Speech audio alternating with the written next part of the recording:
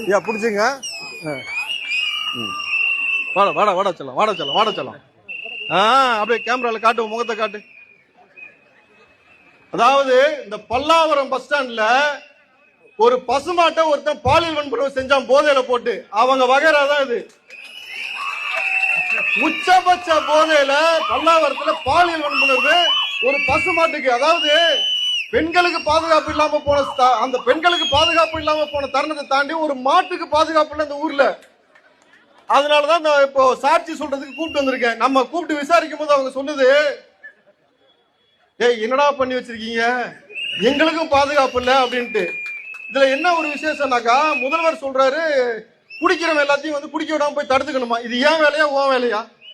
குடிக்கிறவனை கையை பிடிச்சி குடிக்க விடாம தடுக்க வேண்டியது யாரு வேலை?